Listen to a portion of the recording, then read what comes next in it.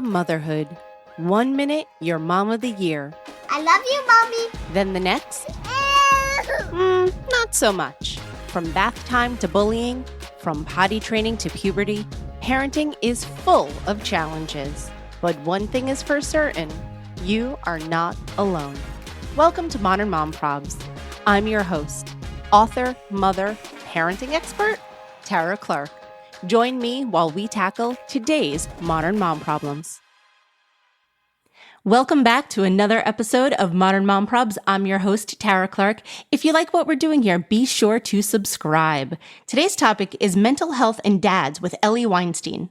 Eli Weinstein is a social work therapist who has worked in a psych hospital, intensive outpatient clinic, and currently runs his own private practice in both New York and Nevada. Eli is also the host of the Dude Therapist podcast. Eli, welcome to the show. Hey, Saint, thank you so much for having me on. I'm super excited to be here. I'm a dad of two little cuties. One is the Rickster, her name is Ricky, and little dude, which is Max, and my beautiful wife, Ariella. And I'm a therapist for about 7-8 years. And it all started, my whole role of social media and really getting involved was when I became a dad. I had my first panic attack as a father, my first panic attack in my life. And it really opened my eyes to men's mental health, even though I knew that already in grad school as a practicing therapist. But it started opening my eyes to the ability to post, share, and be more vulnerable and open, because you don't see that so often in the men's world as much as you do other things being posted and spoken about, comparatively to the women's world, where they are just sharing and supportive and loving and compassionate in a lot of beautiful ways. So that's where it started, with the Dude Therapist podcast, which I'm so excited to have you on. And at my private practice, I work every day as a therapist. That's awesome. Thank you for sharing that. May I ask what triggered your attack when you first You can became ask a parent? anything. You can ask, any question you want. But yeah, I believe that, and I've been coming to terms with it recently, of coming to the full thought process of it. I think when women are pregnant, they have 9 months to kind of feel and grow with the baby, to conceptualize, I am growing a human life. And then when the baby's born, it's like, oh, you're here, but I'm connected to you. I've been feeling you. I've been your heartbeat, you're kicking, you're moving. For me, it was like, my wife's pregnant. I'm so separated from it, but I'm still excited. And then baby, it's like, with no connection other than the fact of hopes and dreams and wants and all those kind of exciting things. And I also believe that due to my daughter having an emergency C-section, it was just a lot of stuff.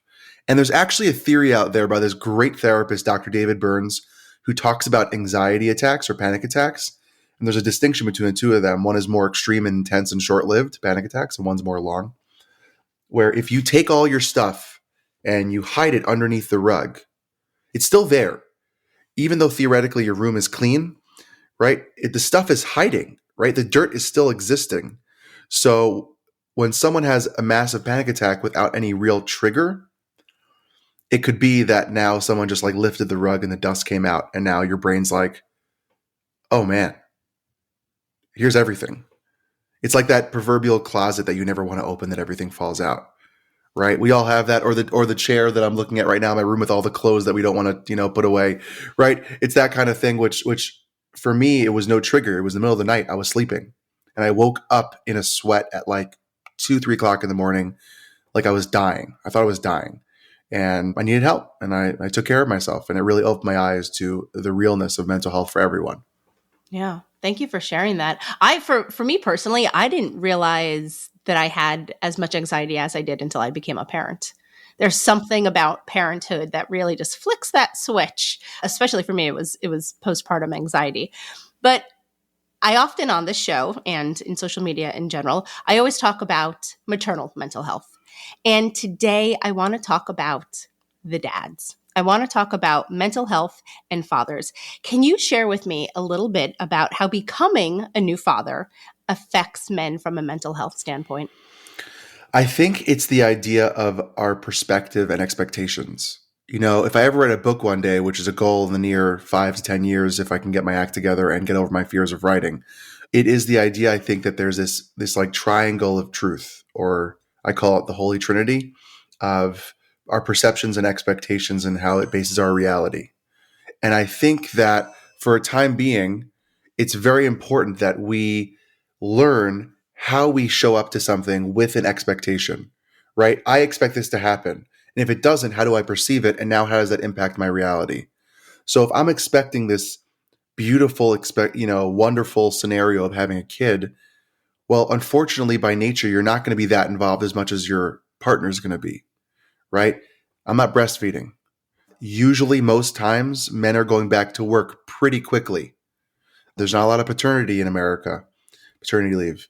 And if it is, it's only very high paid jobs where you could do that and afford to do that.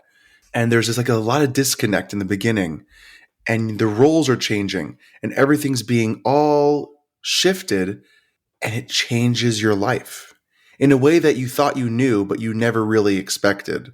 And I think with postpartum for either one, because there's research on postpartum anxiety and depression in men by Dr. Cassidy Freitas. Awesome. If you haven't had her on a show, she's a powerhouse of a therapist and awesome talk about postpartum. It's the idea of, I'm not used to this. My life has changed. How do I adjust? And that adjustment period is the postpartum. It's the getting used to the new reality. And that takes time. The same thing happens to us when we move, when we get a new job, when we get into a new relationship, or a pet, right? We have to adjust to the struggle that is that new reality. And I think the problem with men is that they don't ask for help, they don't talk about it, and they don't talk to each other. When my wife was going through, we went through infertility. When my wife was going through infertility, and when the beginnings of childbearing and taking care of our beautiful children, her friends were pregnant. Her best friends had just had kids. Her mom, right? My mom, my sister-in-law, right? There was like this cohort of built-in women to say, hey, how did you deal with this? Oh, my baby's crying this way. What did you experience? Breastfeeding, bedtime, bath time, toys, and all the things. And guys are like, this sucks, right? And they're like, how you doing? I'm good. And everyone's just so not vulnerable and don't rely on each other or utilize the community that's built in, because every father has experiences. So share it with each other, but no one does. Why? So I think there's a few reasons, and this is not toxic masculinity. It has nothing to do with that. It has to do with the idea of the fear of vulnerability. I think it is innate in men to feel weak when they share and show emotion. I don't know about you, and I hope I can be crass for a second. I'm not trying to be not PC, but just be real. When I was growing up in the 90s, having emotion, you were called gay or you were a girl, right? It was demeaning and diminishing of an emotion, when in reality, being a woman and being gay, there's nothing wrong with that. But at that time, it was like, oh my gosh, I'm less than, right? So it just gets built into the system of how we feel about sharing, that if I show a real emotion that is so valid, even extreme joy, it's like, dude, calm down. Keep your cool. Like, relax, is something to look at as weird or off or not balanced or centered to what is quote unquote accepted as a man, right? And then on top of it, there is, I think, a beautiful thing that men do that hurts them in the end, is that I have to be good for my people. So if I'm strong and I can protect them by making sure they're okay, who cares where I'm at? They're okay. And that's my role, is to make sure that my wife, my partner, my kids, my parents, that everyone's good. And I'll take the burden on my shoulders. Like, I'll carry that. But we see recently, we can't. The burden gets too heavy a lot of times, and we don't know how to deal with it. And that's the struggle that happens with a lot of men. Eli, that was an incredible answer. And that was sort of like where I was hoping that you were going with it, because it's not necessarily toxic masculinity. It does happen to be, all part of our social constructs, so to speak, right? But I think that's when we really need to look in deeper and say, like, how can we get these men, these fathers into therapy who otherwise would say, no, no, no, I'm fine. Everything's good. Everything's good. And then maybe they're engaging in behaviors that would say otherwise, whether it's alcoholism or gambling. I don't know. There's probably all kinds of vices I could think of that people maybe are sort of hiding that pain in. You're only saying that because I live in Vegas. That's why you're saying the gambling piece. I didn't even think about that. I don't know. I'm in New Jersey and we have Atlantic City. Not that anyone goes there, but we still have it. No, but I think where you see like that energy come out is in sports. So of course, not all guys are into sports. I'm not trying to make a generalization, but I was recently at a hockey game with my wife. I'm a huge New York Islander fan, and they came to Vegas to play the Vegas Golden Knights. And the intensity and the aggression of these men towards me because my team was winning when it has nothing to do with me. I'm not playing. I wish I was a player. I wish I was part of the team. I would never play. I was a bench player in high school. I'm probably going to be a bench player in an NHL. The intensity of aggression just comes out like so readily, so easy. We got booed. We got yelled at. We got someone like we just so much. It's all there. It's all pent up. It's an expression of stress. It's an expression of I'm overwhelmed. But like, even without that, if you watch dads and they have a short fuse, it's a symptom that they're not doing okay, right? The grumpiness, the aggression, the intensity, that growling all the time. It's a sign that something might not be okay. Now, it might be their baseline, right? If that's who they have always been, okay, that's how they've always been. But if they're different, right, they're not themselves. The hardest part I have found is convincing someone that they're not okay and that they need to get help. Because we cannot force someone to get help. All we could do is say, hey, I care about you. Are you okay? What can I do to help? What do you need? And I remember the first year of my daughter's life, my wife and I were like at each other's throats all the time. Just sassy, nipping, just commentary and just like that, yakking all the time about ridiculous things because we didn't know how to say, hey, here's what I need. What do you need? How can I help you? What can you help with me? Right? We've learned a lot communication-wise to do that, but people are not taught that, to ask for their needs, to ask for their wants, to get their needs met. And I think there's just this mentality of like, I'm going to put my head down, get the work done, and tomorrow's another day, and I'm going to do it again. I'm going to do it again. And we see so often that one of the highest rates of suicide is in men. I think the numbers now are statistically, I think ages 30 to 45, and really the numbers are more white males, but it's any male, is one of the leading causes of death. Like daily, people are killing themselves because they just don't know how to handle their stuff. They're just so afraid to ask. They're so afraid to be judged. They're so afraid to be shamed for having human thoughts and feelings. So I'd rather hide it and take my life. Now, I know I'm simplifying it on an extreme level than ask for help and maybe someone hear me, listen to me, or say something to me.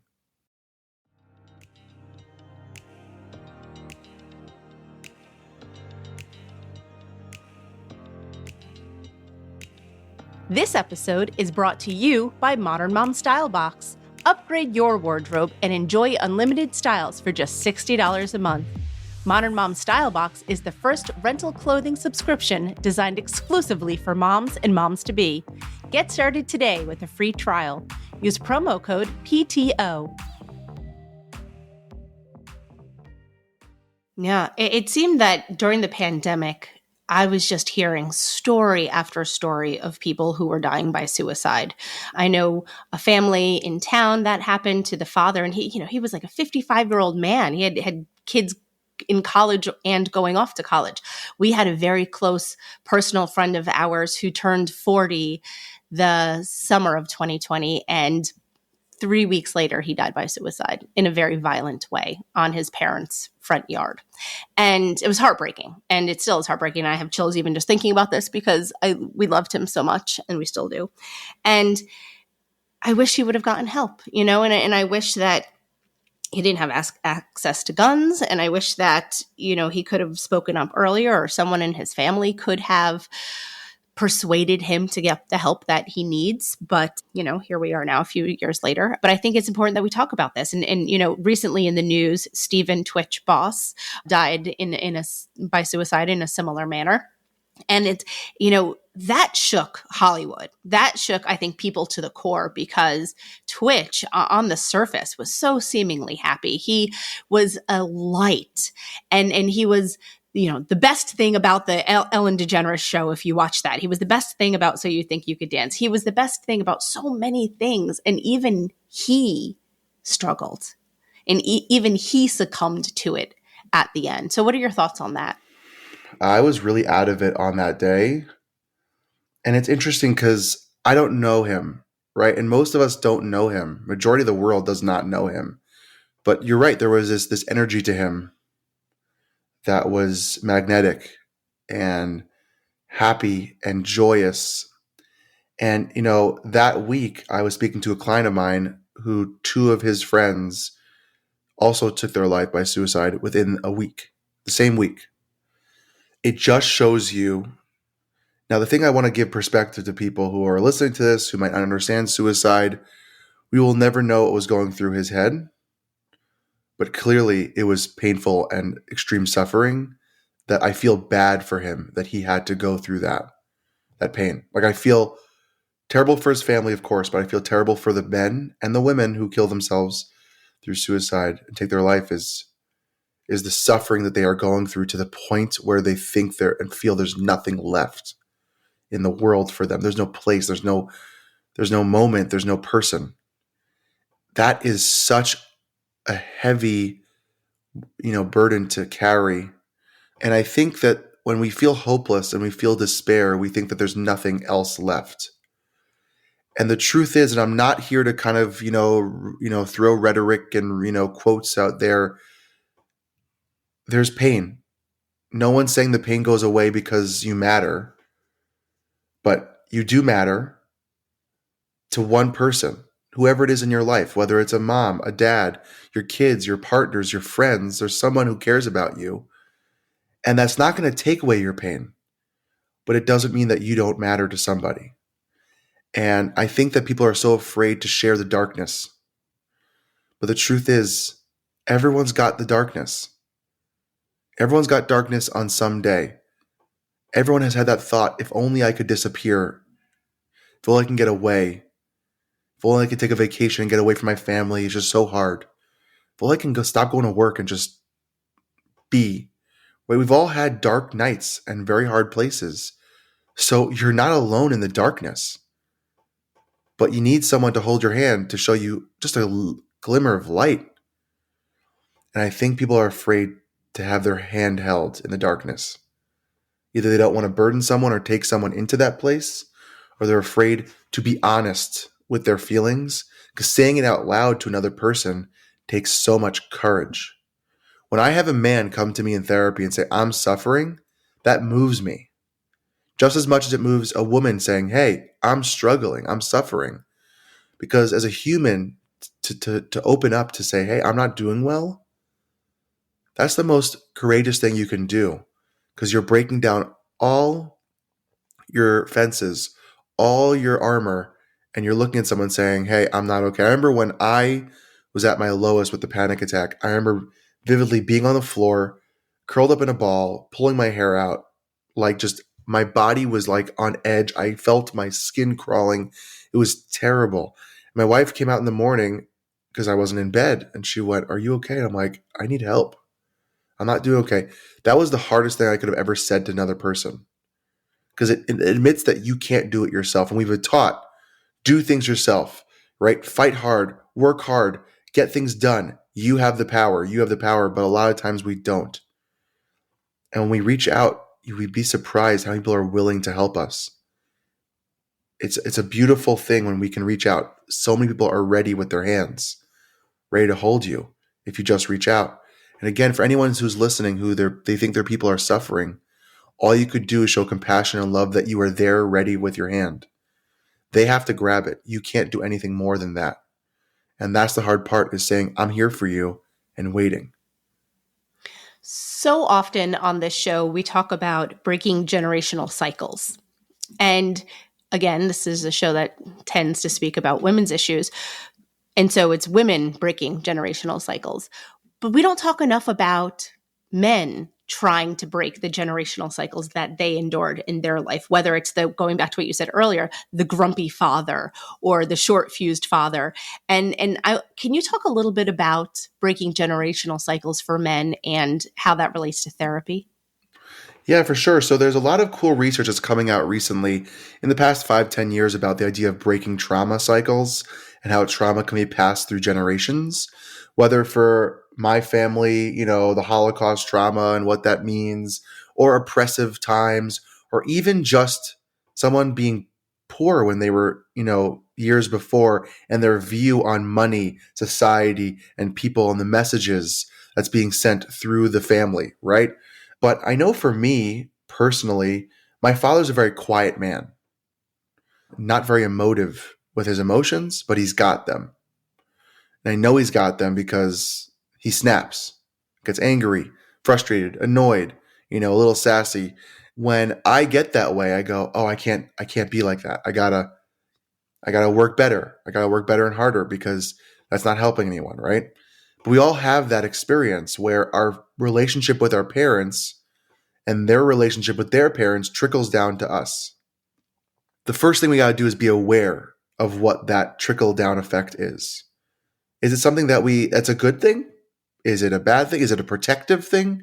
Or is it a destructive thing? Because sometimes the things being passed down are for protection, to protect ourselves from others. And sometimes it could be very destructive how we relate to others or how we treat others or how we deal with others, right? So it really has to do with awareness. And one of the secrets of therapy is not that I have a magic wand, that I know every thought that you have or understand every human in every scenario and have an answer to everything, because I don't. But I'm objective. I'm not in your life. I'm not in your head. I'm not in your relationships. I'm not in your family. So when you talk to me, I am trained to listen, observe, and make points that you might not see to help you become aware. Because a lot of times it's very hard for us to become aware of our own stuff because we're so in it. So it is so important for, you always hear it from women like, "I'm not going to be like my mom," right? "I'm not going to raise my kids like my mom raised me." Well, men feel the same way about their moms and dads, right? Because no one's perfect. And I will say this, it's not our parents' faults most of the time. They had a lack of education on parenting that we now have so much access to so much research and so many beautiful books and amazing therapists, psychologists, psychiatrists, and mental health professionals, and just experiential moms and dads who are teaching and educating. They didn't have that at their fingertips. It was just stories where what worked and what didn't work. So I think we also need to be compassionate to the mistakes they made and how they did things, but also remember that we can change it. It's in our power to learn differently and raise our kids for the better. And that's the beautiful power of where we're at, And that's why we're here today. That's why we're talking about what we're talking about. Amen. Yeah. What is your biggest takeaway? From Oh, life? I guess that could be a lot of different things, right? What is your biggest takeaway for my listeners right now? I think the biggest thing is that we need to first be compassionate with ourselves, to give ourselves the grace to feel and be how we can be that day. We are not looking to be our best. It's impossible. So let's stop trying so hard to be the best, to be the greatest, to be the perfect. As parents, we need to be more compassionate. If our kids are alive, happy, fed, and okay, we are damn successful as parents. So stop trying to have the perfect gifts and the perfect holidays and the perfect adventures and the perfect home and the perfect cooked meals. Do your best, because that's all you can do. And if some days that's your 50%, that's amazing. And if some days it's 80%, that's amazing. That's the first. And the second thing is, please communicate with your partner your needs and wants so that you can be a team. Be a team. Like if I am not doing okay and I ask my wife, "Hey, I need to go to the gym," Do you got the kids? Yes, I got the kids. And then another day she'll ask me to get the kids so she can take care of herself, right? Give and take. This is not a game of, well, you got that, so I get this. No. Who needs the help today? This is not a game. This is life. And the third thing I would say is just as much as we're being compassionate to ourselves and giving ourselves the grace to feel and be everything that we need to be that day, we have to do that for our partner. So that means pay attention, open your eyes, listen, and if they're struggling, ask the things I said before. Are you okay? What can I do to help? What do you need? And it's on them then to take action, to take care of themselves. And just keep going. You got it. It's so hard, but it's there are so many people there to help you if you need. What do you say to someone who is resistant to seek professional treatment, but really could benefit from it? Smack him in the face. No. What I would say is that research shows that if someone doesn't want to be there, it's not going to help. And if the therapist doesn't want to even be there, it's not going to help. You need both people to want to be there for it to actually make a difference. It's like a relationship, right? If one person's all in, the other person's like, who's this weirdo? Why am I with them, right? It's not going to work.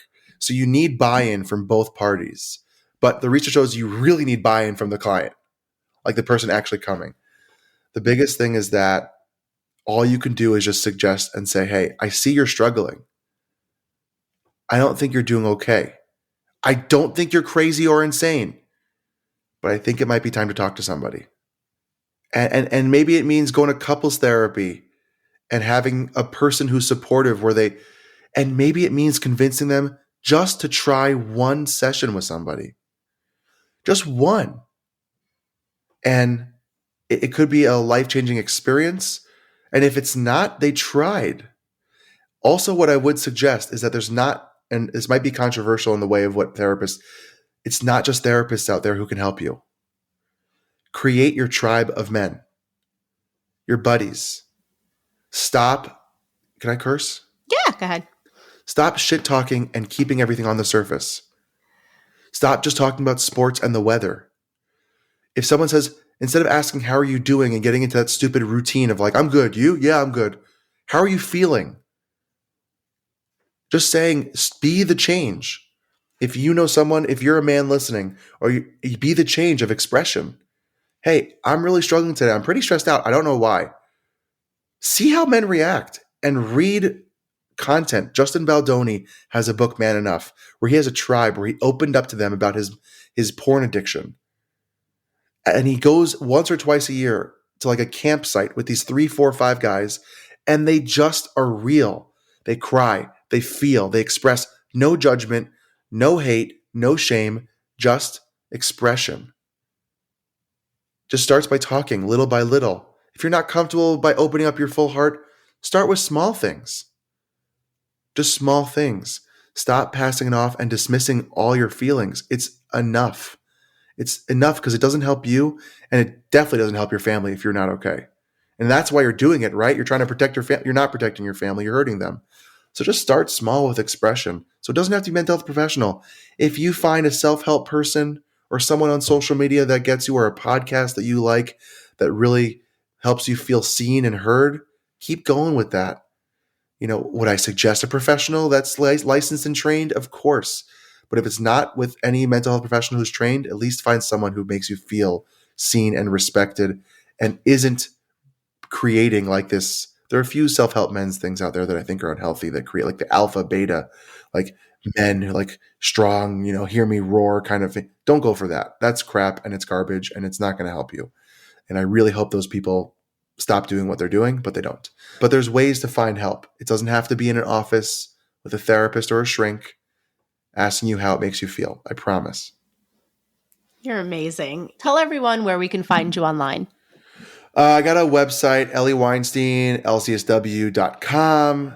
My Instagram, Ellie Weinstein _LCSW, the Dude Therapist Podcast, which is not just for dudes. I just happen to be a dude who is a therapist, and I thought it was a catchy name, where I talk to a lot of amazing people like Tara, who's going to come on the show, and really just opening up eyes to real, honest conversations about mental health, relationships, and parenting. and reach out. If I can help, let me know. If I can't, I hope to help find someone who can. But please don't be afraid to reach out. That's the first step. Just reach out to somebody. Thank you so much for being here today. Thanks for having me.